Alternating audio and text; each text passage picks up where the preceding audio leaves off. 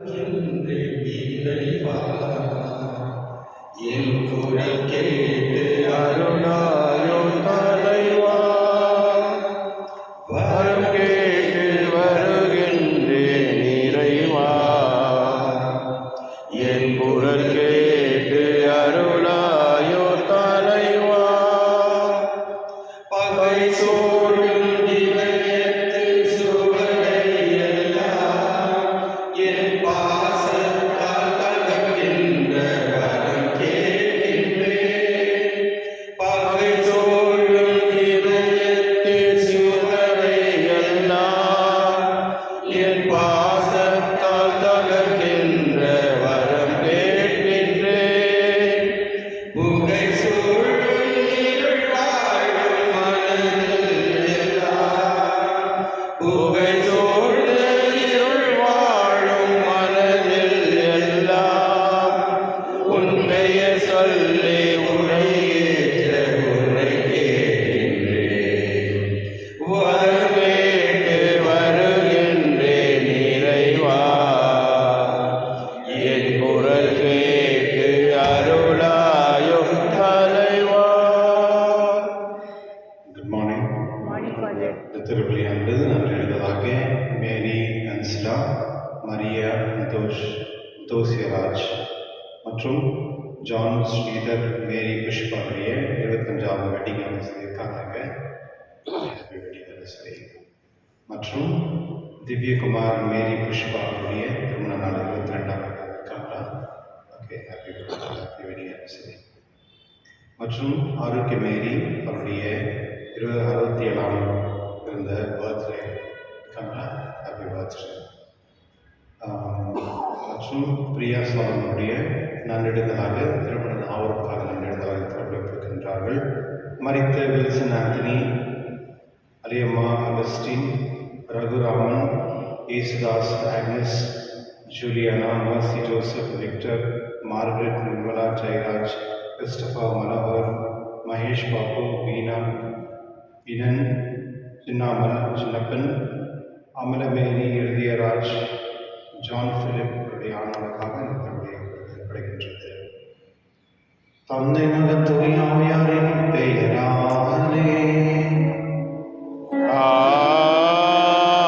ஆமென். நம் ஆண்டவராகிய இயேசு கிறிஸ்துவின் அன்பும் கடவுளின் அன்பும் தூய ஆவியாரின் நட்புறவும் உங்கள் அனைவரோடும் இருப்பதாக. உம் ஆன்மாவோடும் இருப்பதாக. சகோதர சகோதரியே, தூய மறை நிகழ்வுகளை கொண்டாட நம் தகுதி பெறும் பொருட்டு நம் பாவங்களை ஏற்றுக்கொள்வோம். எல்லா உள்ள இறைவனும் சகோதர சகோதரிகளே, உங்களிடமும் நான் பாவியனை ஏற்றுக்கொள்கின்றேன். ஏனெனில் சிந்தனையாலும் சொல்லாலும் செயலாலும் கடமையில் தவறியதாலும் பாவங்கள் பல செய்தேன். என் பாவமே, என் பாவமே, என் பெரும் பாவமே. ஆகையால் எப்பொழுதும் கன்னியான புனித மரியாவையும் வானதூதர் புனிதர் அனைவரையும் சகோதர சகோதரிகளே உங்களையும் நாம் இறைவனாகிய ஆண்டவரிடம் எனக்காக வேண்டிக் கொள்ள மன்றாடுகின்றேன். எல்லா உள்ள இறைவன் நம் மீது இரக்கம் வைத்து நம் பாவங்களை மன்னித்து நம்மை நிலை வாழ்வுக்கு அழைத்து செல்வதாக. ஆமென்.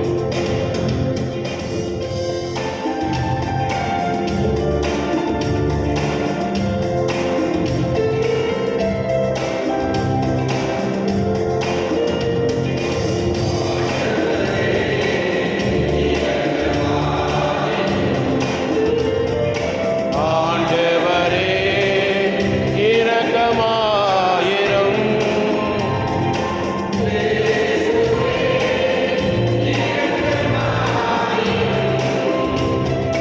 இயேசுவே இரக்கமாயிரும்.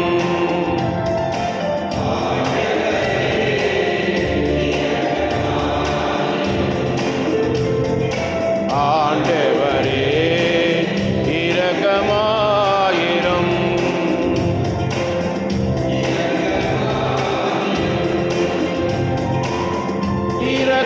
இரக்கமாயிரும்.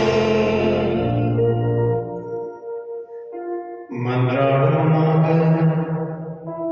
எங்கள் வல்லமை ஒன்றுமாக இறைவா, உண்மையை நம்பி உடைய அன்பில் திருப்பார்வை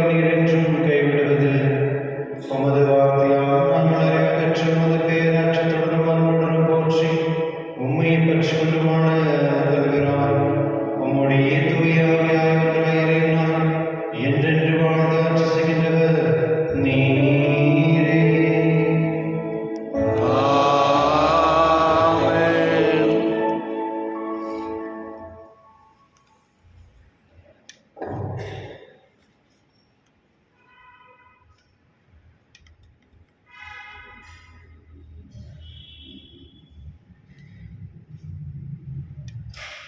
முதல் வாசகம். திருத்தூதர் யாக்கோபு எழுதிய திருமுகத்திலிருந்து வாசகம். சிதறுண்டு வாழும் 12 குலத்தினருக்கும் கடவுளுக்கும் ஆண்டவராகிய இயேசு கிறிஸ்துவுக்கும் பணியாளராகிய யாக்கோபு வாழ்த்து கூறி எழுதுவது. என் சகோதர சகோதரிகளே, பல வகையான சோதனைகளுக்கு உள்ளாகும் போது நீங்கள் மகிழ்ச்சியாய் இருக்க வேண்டும் என்பதை கருத்தில் கொண்டிருங்கள். உங்கள் நம்பிக்கை சோதிக்கப்படும் பொழுது மன உறுதி உண்டாகும் என்பது உங்களுக்கு தெரியும். உங்கள் மன உறுதி நிறைவான செயல்களால் விளக்கட்டும். அப்பொழுது எக்குறையுமின்றி முற்றம் நிறைவுள்ளவர்களாய் இருப்பீர்கள். உங்களிடையே குறைவான ஞானம் கொண்டிருப்போர் கடவுளிடத்தில் கேட்கட்டும். அப்பொழுது அவரும் ஞானத்தை கொடுப்பார். அவர் முகம் கோணாமல் தாராளமாய் எல்லோருக்கும் கொடுப்பவர். ஆனால் நம்பிக்கையோடு ஐயப்பாடின்றி கேட்க வேண்டும். ஐயப்பாடு கொள்பவர்கள் காற்றினால் அலைக்கழிக்கப்படும் கடல் அலையை போன்றவர்கள். எனவே இத்தகைய இருமனமுள்ள நிலையற்ற போக்குடையவர்கள் ஆண்டவரிடம் ஏதாவது பெற முடியும் என நினைக்காதிருக்கட்டும். தாழ்நிலையில் உள்ள சகோதர சகோதரிகளே, தாங்கள் உயர்வு பெறும் பொழுது தாழ்ச்சி அடைவார்களாக. செல்வ செழிப்பில் இருப்பவர்கள் தாங்கள் தாழ்நிலை அடையும் பொழுது மகிழ்ச்சியாய் இருப்பார்களாக. ஏனெனில் செல்வர்கள் புல்வெளி பூலை போல் மறைந்தொழிவார்கள். கதிரவன் என வெயில் ஏறி புல் உலர்ந்து போகும். அதன் பூ வதங்கி போய்விடும். அதன் அழியா தோற்றமும் அழிந்துவிடும். அவ்வாறே செல்வரும் தம் அலுவலில் ஈடுபடும் போது அழிவுறுவர். இது ஆண்டவர் வழங்கும் அருள்வாக்கு. இறைவா உமக்கு நன்றி. நீங்கள் சொல்ல வேண்டிய பதில்.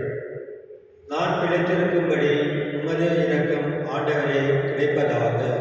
நான் பிழைத்திருக்கும்படி உமது இரக்கம் ஆண்டவரே கிடைப்பதாக.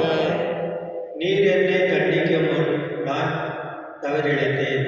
ஆனால் இப்போது உம் வாக்கை கடைபிடிக்கிறேன்.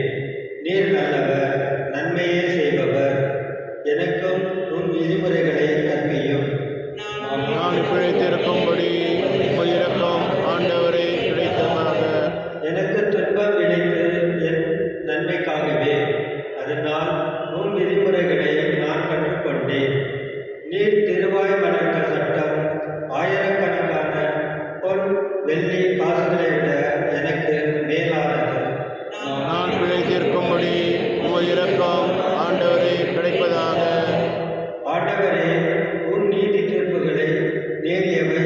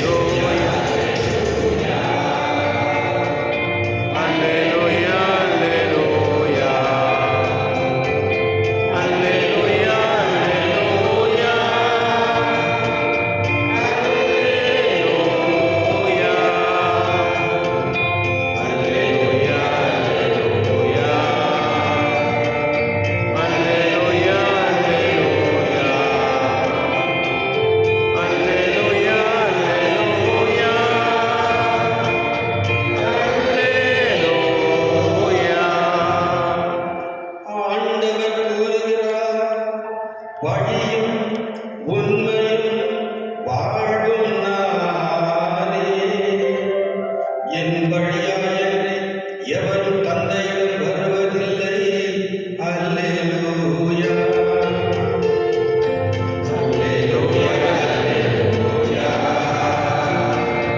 அல்லேலூயா, அல்லேலூயா.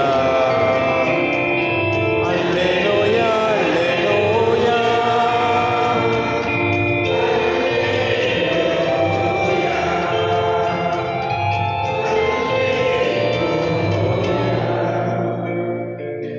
ஆண்டவரோடு இருப்பாராக. உம் ஆன்மாவோடும் இருப்பாராக. புனித மார்க்கு எழுதிய நற்செய்தியிலிருந்து வாசகம். ஆண்டவரே, மாட்சி உமக்கே. அக்காலத்தில் பரிசேயர் வந்து இயேசுவோடு வாதாடத் தொடங்கினர். வானத்திலிருந்து அடையாளம் ஒன்றை காட்டும்படி அவரை சோதித்தனர். அவர் பெரும் மூச்சு விட்டு, இந்த தலைமுறையினர் அடையாளம் கேட்பதே, இத்தலைமுறையினருக்கு அடையாளம் எதுவும் கொடுக்கப்பட மாட்டாது என உறுதியாக உங்களுக்கு சொல்கிறேன் என்றார். அவர்களை விட்டு அகன்று மீண்டும் படிகேறி அவர் மறுகரைக்கு சென்றார். ஆண்டவரின் அருள்வாக்கு. கிறிஸ்துவே உமக்கு புகழ். கிறிஸ்துவில் சகோதர சகோதரிகளே, இன்றைய நாட்களில் கடவுள் இருக்கிறாரா அப்படின்றது ஒரு பெரிய கேள்வியாகவே இருக்கு. காரணம் என்ன அப்படின்னா, இன்னைக்கு உலகத்தில் நிறைய கடவுளுக்கு பிளேஸில் நிறைய பொருட்கள் வந்துச்சு. இப்போ நிறைய பேருக்கு மொபைலில் கடவுள் உங்களுக்கு கூட இருக்கலாம். கடவுள் ரீப்ளேஸ்மெண்ட் ஆகிட்டாங்க. மொபைல் இல்லைன்னா நான் வாழ்க்கையை வாழ முடியாது அப்படின்றது நிறைய பேர் வாழ்ந்துருக்காங்க. யாருன்னா மொபைல் வாங்கி பார்ப்போம், உடனே உங்களுக்கு யோசி கொடுத்துருவோம். அந்த மாதிரி நிலைக்கு போயிருக்கு. இப்போ தான் ரீசெண்டாக பிப்ரவரி 5ஆம் தேதி ஒரு வீட்டில் ஒரு ஷேப்பில் ஒரு சின்ன பசங்க 3 பொண்ணுங்க அவங்க மொபைல் வாங்கினால அவங்க அம்மா மேல் மாநிலத்தில் வெளியே வந்துட்டாங்க. இன்றைக்கி அந்த மாதிரி நிறைய விஷயம் நடந்துகிட்டே இருக்கு. இது மட்டும் இல்லை, இன்றைக்கி சில பேருக்கு இந்த பொருட்கள் உலகத்தில் இருக்கிற பொருட்களை ரொம்ப முக்கியமாகிடுச்சு. கடவுள் இருக்காரா இல்லைன்றது வேற, ஆனால் கடவுள் தேவையில்லை அப்படின்றது கூட வந்துச்சு. இப்போ பாருங்க, அந்த காலத்தில் இயேசு இருந்த காலத்திலே இந்த பரிசேயர்கள் அவங்க ரொம்ப அறிவாளிகள். இப்போ இருக்கிற அறிவாளிகள் நம்ம இந்தியாவில் இருக்கிற சில அறிவாளிகள் அவங்க மட்டும் தான் ஆட்சி ஆகணும் அப்படின்னு இருக்காங்களே, அந்த மாதிரி அறிவாளிகள் அந்த காலத்தில் இருந்தாங்க. அவங்க யாருக்குமே என்ன வாய்ப்பு கொடுத்தனத்துல மற்ற அதே சமயத்தில் ரொம்ப டாமினேட் பண்ணிருக்காங்க. மற்றவங்களை மற்றவங்களோட நம்ம சிறந்தவங்க அப்படின்ட்டு வாழ சொன்னாங்க. அந்த மாதிரி எல்லா இடத்துலையும் இருக்காங்க. மக்கள் கூட இருப்பாங்க, நாங்கள் தான் பெஸ்ட்டு, நாங்கள் தான் சூப்பர், நாங்கள் தான் பெரியவங்க, நம்ம தான் இவ்வளோ வருஷமாக இருக்கிறோம், நம்ம தான் பாடணும், நம்ம தான் வாசிக்கணும், நம்ம தான் இந்த பெஞ்சிலே உட்காரணும் அப்படின்ட்டுலாம் நிறைய பேர் உட்கார்ந்து இருக்கிறாங்க. அது கொஞ்சம் அது பாதி இருக்கிறவங்க தான். ஆண்டவர் இயேசு ரொம்ப தெளிவாக சொல்கிறார், இந்த தலைமுறையில் அடையாளம் கேட்பது அப்படின்னு கேட்குறாரு. ஏன்னா அவங்க கேட்குறாங்க, சரி கடவுள் தானே, நீ ஒரு அடையாளம் காமி, ஒரு மிராக்கிள் காமி, ஒரு மேஜிக் காமி அப்படின்னு கேட்குறாங்க. கிறிஸ்துவ அது ஒரு பெரிய இன்சல்ட். ஆண்டவர் இயேசு ஏற்கனவே கண்ணு தெரியாதவர்களுக்கு பார்வை எடுத்தது, மரித்தவர்கள் உயிரிழந்தாங்க, மற்ற குணமாகி நிறைய விஷயம் நடந்துகிட்டே இருக்கு. ஆனால் இந்த பரிசாக்கள் அவர் எங்கே போகிறாரு, எங்கே வர்றாரு, என்ன செய்கிறாரு, இதே வேலை தான். நம்ம பரிசில் இருப்பாங்க, இப்போ கம்மியாகிடுச்சுன்னு நினைக்கிறேன். ஒரு சீசனில் இருந்தாங்க இந்த மாதிரி ஒரு பாரிஷில் இருப்பாங்க, 5-10 பேர் இருப்பாங்க. ஒரு வேலையை நான் பார்க்க பண்ணுறாரு, யார்கிட்ட பேசுகிறாரு, யார் அவர் ஊருக்கு போகிறாங்க, யார்கிட்ட எந்த குடும்பத்தில் ரொம்ப க்ளோஸாக பேசுகிறாரு, இதே அவங்களுக்கு கணக்காக இருப்பாங்க. இஸ்லாமிலே இந்த பரிசர்கள் அப்படி தான் இருந்தாங்க. ஆண்டவர் இயேசு அவர் எங்கன்னா மாட்டுவாரா, எங்கன்னா ஒரு இடத்துல அவர் குச்சி போடலாம் அப்படின்ட்டு ரொம்ப முயற்சி பண்ணாங்க. கடைசியில் அவர்கிட்ட அவர்கிட்ட எதுவுமே பண்ண முடியாதனால வாதாடுறாங்க. அவர்கிட்ட வாதாடிட்டு அவரை எப்படியெல்லாம் அவரை நடத்தணும் அப்படின்னு ட்ரை பண்ணுறாங்க. அந்த சமயத்தில் அவங்களால வாதாடி கூட அவரால் கழிக்க முடியல. கடைசியில் அவர் சொல்கிறார், சரி உங்களை நம்பி ஒரு மிராக்கிள் பண்ணுவோம் அப்படின்னு கேட்குறாங்க. அப்போ தான் அவர் உங்களுக்கு எந்த ஒரு மிராக்கிள் கொடுக்க முடியாது அப்படின்னு சொல்கிறாங்க. கடைசியில் அந்த ஊர் விட்டு போயிடுறாரு. இதுதான் ரொம்ப முக்கியமான ஒரு நற்செய்தி. அவர் அந்த இடத்த விட்டு போயிடுறாரு. அந்த மக்களுக்கு கிடைக்க வேண்டிய ஆசீர்வாதம் அவருக்கு கிடைக்கல, அவர் விட்டு போயிட்டார். இதுதான் நம்மளுடைய வாழ்க்கையில் நடக்கும். நம்ம எப்போ கடவுளை நம்ம சோதிக்கிறது, கடவுள் என்ன பண்ணாரு, கடவுள் இருக்காரா, அவர் மிராக்கிள் பண்ணுறோம், இது செஞ்சால் தான் நான் நம்புவேன், இந்த மாதிரியெல்லாம் நம்மளுடைய மனதில் ஓடிட்டு இருக்கலாம். எப்போ நம்ம கடவுளை நம்ம சோதிக்கிறதுக்கு நம்ம முயற்சி பண்ணுறோமோ, கடவுள் மனத்தில் இருக்கவே மாட்டாங்க, வீட்டில் போயிடுவாங்க. சில நேரத்தில் சில பேரண்ட்ஸ் ப்ளீஸ் வரும்பொழுது சொல்லுவாங்க சில பேர், பேரண்ட்ஸ்ட்டு எதுவுமே ஆக்டிவிட்டியில் ஒன்றும் இல்லை, அது கடவுள் இருக்க மாட்டாங்க. அந்த அர்த்தம். ஏன்னா அந்த மக்களுக்கு ஏற்ற மாதிரி தான் கடவுள் பிரசன்னத்தை கொடுப்பாங்க. கடவுளுடைய பிரசன்னம் இருக்கணும் அப்படின்னா மக்கள் அன்போடு இருக்கணும், விசுவாசத்தோடு இருக்கணும், மற்றும் அந்த சாட்சி கொடுக்க வேண்டிய மக்களாக மாறணும். அப்போ தான் கடவுளுடைய பிரசன்னம் இருக்கும்.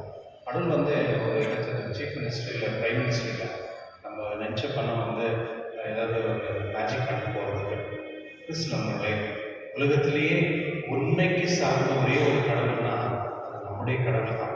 இந்த ஒரு வாக்கியம் நம்மளுக்கு கடவுள் கொடுத்துருக்காரு. ஆனால் நிறைய பேர் நம்ம இது உணராமவே இருக்கிறோம்.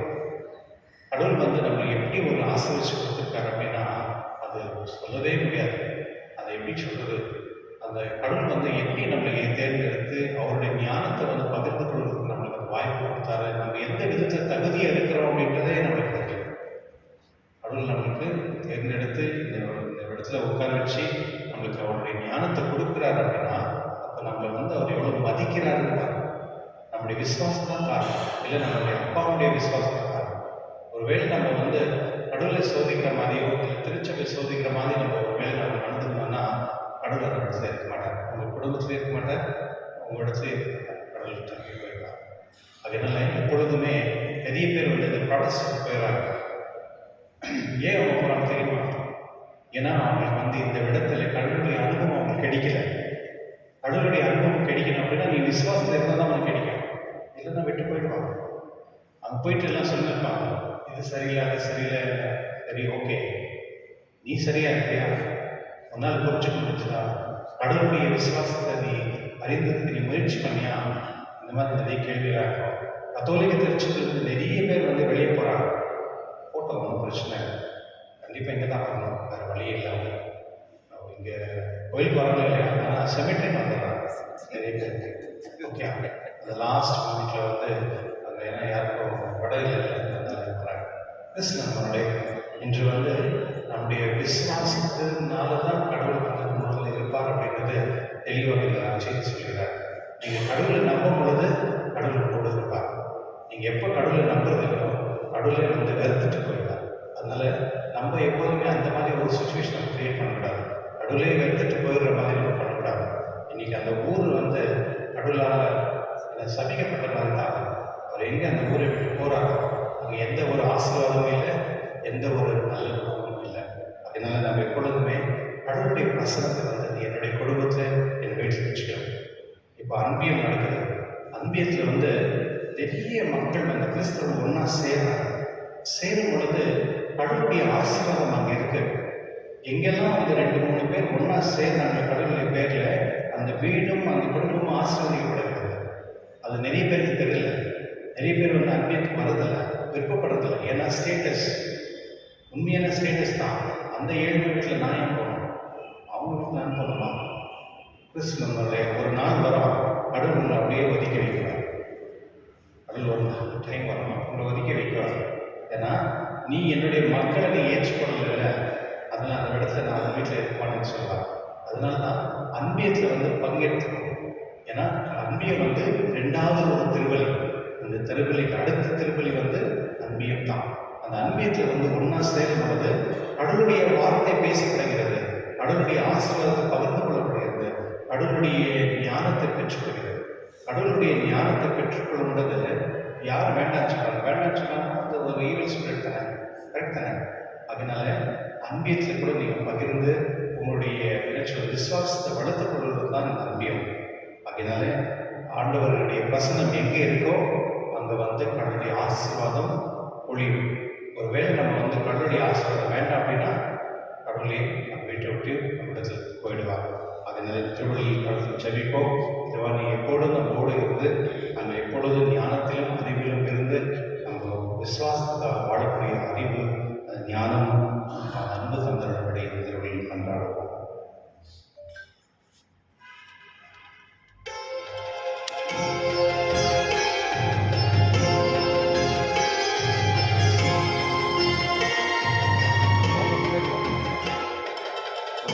என்னை காணிக்கையா கருணை தெய்வமே ஏற்றுக்கொள்ளுமே ஏற்றுக்கொள்ளுமே என்னை காணிக்கையா கருகின்ற தெய்வமே ஏற்றுக்கொள்ளுமே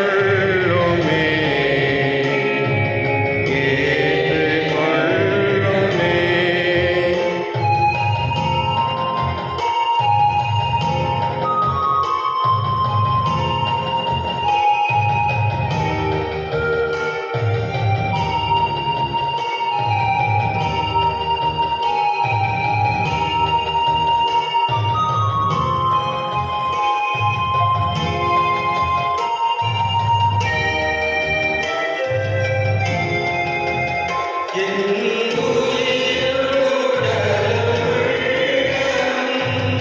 சிந்தனையும் தயனும்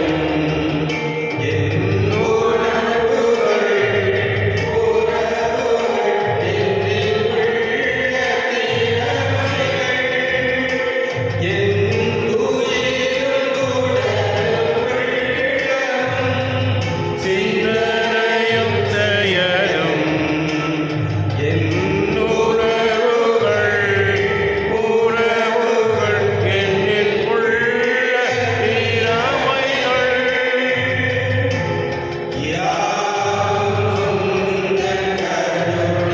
ஏற்றுக்கொள்.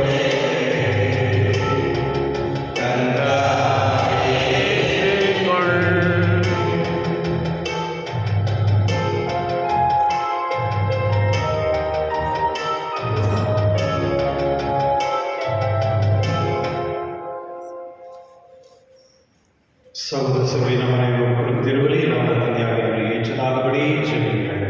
ஆண்டவற்ற மதிப்பெயரின் புகழ்ச்சிக்காகவும் மாட்சிக்காகவும் நமது நன்மைக்காகவும் புனித திருவையனத்தின் நலனுக்காகவும் உமது கையில் இருந்தவர் ஏற்றுக்கொள்வாராக. ஆண்டவரே, இந்த காணிக்கைகளை தூய்மைப்படுத்தி புதுப்பிக்க உம்மை வேண்டுகின்றோம். அதனால் உமது திருவுள்ளத்தை நிறைவேற்ற வருவர்களுக்கு அது நிலையான பயன்களை பெறதாகும். எங்கள் ஆண்டவராகிய இயேசு கிறிஸ்து வழியாக உம்மை மன்றாடுகின்றோம். ஆமென்.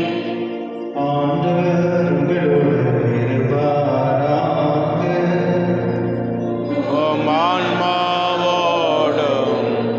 இருப்பாராக. இதை ஆண்டவரிடம் எழுப்புங்கள். ஆண்டவரிடம் எழுப்பியுள்ளோம். நம்மிடையாருக்கு நன்றி கூறுவோம். அது தகுதியும் நீதியும் ஆனது. ஆண்டவரே, பரிசுத்த இல்லாமல் நித்திய எங்கள் ஆண்டவராக கிறிஸ்து வழியாக இந்நாள் நடத்த நாம் உமக்கு நன்றி செலுத்துவதையாகவே தகுதி நீதியாகும். எங்கள் கடமையும் மீட்புக்குரிய செயலுமாகும். கிறிஸ்து மனிதர் பிள்ளைகளை கண்டு இறக்கும் இன்னும் கண்ணியமிருந்து பிறக்க திருவுள்ளமானார். சிலுவையில் பாடப்பட்டு எங்களை நித்திய சாவிலிருந்து விடுத்தார். இருந்தோறும் இருந்து விருத்திடுந்த நித்திய வாழ்வைகள் கழித்தார். ஆகவே தூதராதி தூதுமாரியிடம் சொல்வோர் ஆட்சி மற்றும் வானகசின் அணிகள் அனைவரோடும் சேர்ந்து நாங்கள் உமது மகிமை புகழ்ந்து பாடி முடிவின்றி சொல்வதாவது. தூயவர் தூயவர் தூயவர் வான்படைகளின் கடவுளாம் ஆண்டவர் விண்ணகமும் மன்னகமும் உமது மாட்சியால் நிறைந்துள்ளன. உன்னதங்களிலே ஓசானா. ஆண்டவர் பெயரால் வருகின்றவர் ஆசீர் பெற்றவர். உன்னதங்களிலே ஓசானா.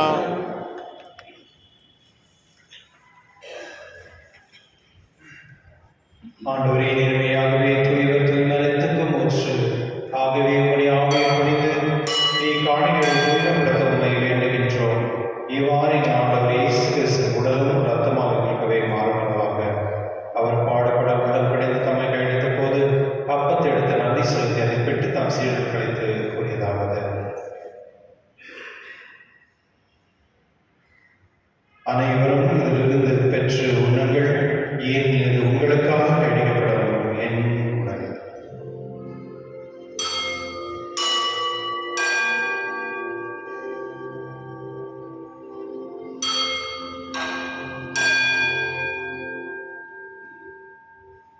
அவனமே இருந்து அருந்திய பின் கிண்ணத்தை எடுத்து மீண்டும் உங்க நன்றி கூறி தம் சீடர் கழித்தவர் கூறியதாவது: அனைவரும் இருந்து பெற்று பலன்கள், ஏனெனில் இது புதிய நிலையான உடன்படிக்கைக்கு உரிய ரத்தத்தின் கிண்ணம். இது பாவ மன்னிப்புக்கென்று உங்களுக்காக பலருக்காகவும் சிந்தப்படும். இதை நினைவாக செய்யுங்கள்.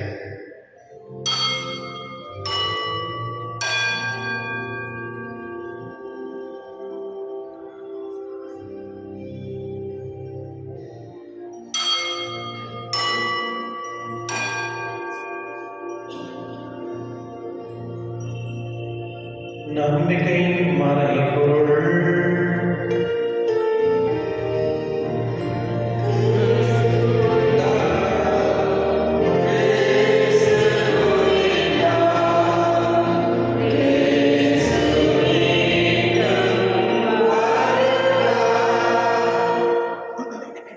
ஆகவே ஆண்டவரே, நாங்கள் கிறிஸ்துவின் இறைப்பையும் உயிர்க்கும் நினைவு கூர்ந்து வாழ்வு தம் அப்பத்தை மீட்பளிக்கும் கிண்ணத்தை உமக்கு கொடுக்கின்றோம். திருமணம் என்று உமக்கு ஊழியம் புரிந்தால் தகவலுடன் எங்களை ஏற்றுக்கொண்டீர்கள். எனவே உமக்கு நன்றி செலுத்துகின்றோம். மேலும் கிறிஸ்துவின் உடலிலும் இரத்தத்திலும் பங்கு கொள்ளும் எங்களை தூய ஆவியில் வந்து சேர்க்க வேண்டும் என நம்மை தாழ்மையுடன் மன்றாடுகின்றோம். ஆண்டவரே, உலகெங்கும் பரவிருக்கும் ஒரு திருவை நினைவு கூர்ந்தள்ளும். எங்கள் திருத்தந்தை எல்லியோ, எங்கள் ஆயர் பீட்டர், எல்லா திருநிலராகிற அனைவரோடும் உமது திருவையில் அன்பின் நினைப்பெற செய்துள்ளோம். மேலும் உயிர்த்தெழும் எதிர்நோக்கு தொழில் கொள்ளும் எங்கள் சகோதர சகோதரிகள் இறந்தோர் அனைவரும் இறக்கட்டும் திருமண ஒளியில் ஏற்றலும். எங்கள் அனைவர் மீதும் இரக்கமாயிரம். கடவுள் கணித்தான புனித மரியா, அவருடைய கணவரான புனித யோசேப், புனித திருத்தூதர்களுடைய உலகிலும் இருந்தவராகிய புனித அனைவரோடும் நாங்கள் நிலை வாழ்ந்து பங்கு கொள்ளும் தகுதி பெற்று உம் திருமகன் இயேசு கிறிஸ்துவின் உம்மை புகழ்ந்தேத்தும் நடந்துள்ள உம்மை மன்றாடுகின்றோம்.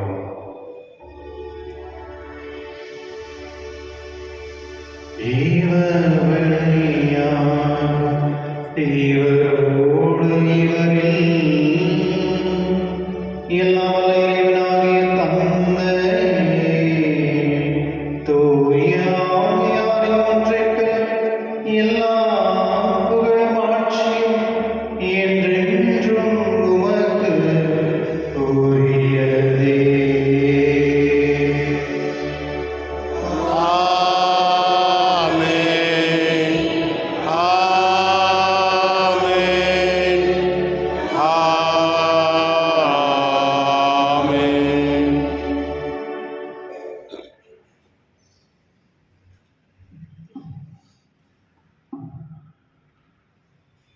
மீட்பரின் கட்டளையால் கற்பிக்கப்பட்ட இறை படிப்பினால் பயிற்சிக்கு நாம் புனித செல்வோம். உமது பெயர் தூயதென போற்று வருக. உமது ஆட்சி வருக. உமது திருவிழாம் என்னுடைய நிறைவேறது போல மண்ணுலகிலும் நிறைவேறு. எங்களுக்கு எதிராக குற்றம் செய்வோரை நாங்கள் மன்னிப்பது போல எங்கள் குற்றங்களை மன்னியும். எங்களை சோதனைக்கு உட்படுத்தாதையும் தீமையில் எங்களை விடுத்தள்ளும். ஆண்டவரே, தீங்கிலிருந்து எங்களை விடுவித்து எங்கள் வாழ்நாளின் அமைதியும் கடினமாய் மன்றாடுகின்றோம். உமது இரக்கத்தின் உதவியால் நாங்கள் பாவத்தில் இப்பொழுது விடுதலை பெற்று யாதொரு கலக்கமின்றி நலமாயிருக்கமாக நாங்கள் எதிர்நோக்கியிருக்க பேரின்பத்துக்காகவும் மீட்பராக இயேசு கிறிஸ்துவை காத்திருக்கின்றோம். ஏனெனில் ஆட்சியும் வல்லமையும் ஆட்சியும் என்றென்றும் உமது. ஆண்டவரே இயேசு கிறிஸ்துவே, அமைதி உங்களுக்கு விட்டு செல்கிறேன், அமைதி உங்களுக்கு அளிக்கின்றேன் என்று ஒரு திருத்தொழுக்கு மொழிந்தீரே. எங்கள் பாவங்களை பாராமல் உங்கள் திருவையின் நம்பிக்கை கண்ணோக்கி உங்கள் திருவிழக்கு ஏற்ப அதற்கு அமைதி ஒற்றுமை அளித்திருக்கிறாங்க. என்றென்று வாழ்ந்த ஆட்சி செய்கின்றவர் நீரே. ஆமென். ஆண்டவருடைய அமைதி உங்களோடும் என்றும் இருப்பதாக. ஆன்மாவோடும் இருப்பதாக. ஒருவருக்கொருவர் அமைதியை பகிர்ந்துள்ளோம்.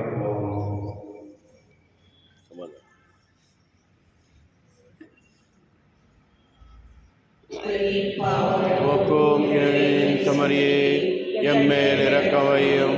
உலகின் பாவம் போக்கும் இறைவனின் சமரியே எம்மேல் இரக்கமையும். உலகின் பாவம் போக்கும் இறைவனின் சமரியே எமக்கு அமைதி அருளும்.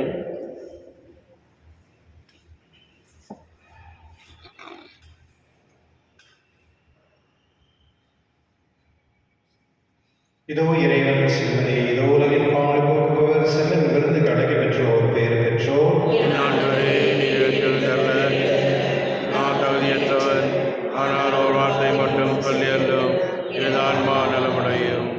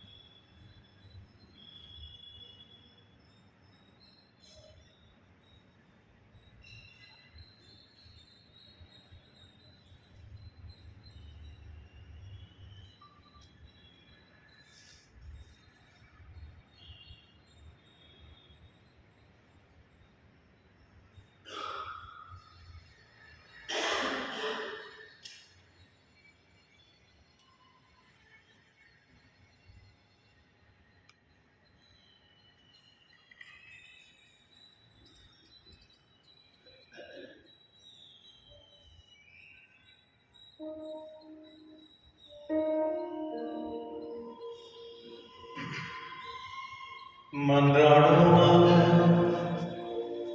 ஆண்டவரே, நீர் விண்ணக விருந்தினான் ஊற்றம் பெற்ற நாங்கள் உம்மை வேண்டுகின்றோம். அதனால் உம்மை வாழ்வளிக்கும் உணவின் மீது நாங்கள் என்றும் ஆவல் கொள்ள செய்கிறார். எங்கள் ஆண்டவர்